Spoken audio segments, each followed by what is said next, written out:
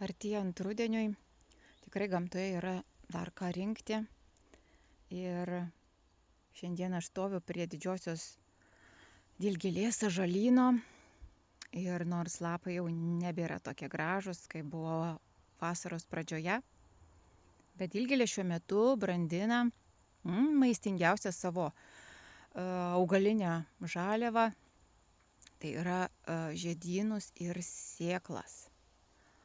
Ir tai yra nuostabus maisto pagardas, kaip prieskonis ir kaip maisto papildas į žaliuosius kokteilius, ar maišyt su medumi, ar gamint žaliuosius sviestus, žodžiu, į žalius kokteilius barstyti.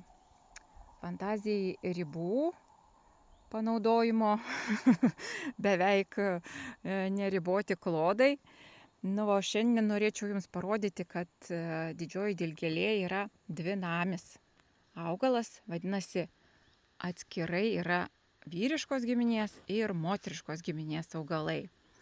Ir kuomet jie žydi ir brandina sėklas, tai yra lengviausiai atskirti, kur yra berniukai, o kur yra mergaitės. Tai čia dabar matote mergaitės žiedynus ir sėklas brandinamas.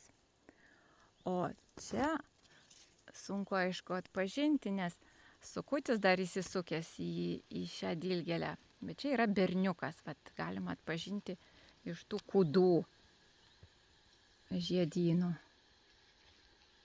Tai jų rinkt nereikia, net ir noras nekyla. O mergaitės jos tokios dosnios, su sėklytėm.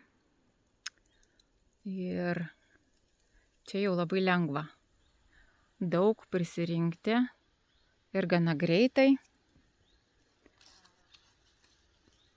Vienos maistingiausių gamtoj augalinių žaliavų.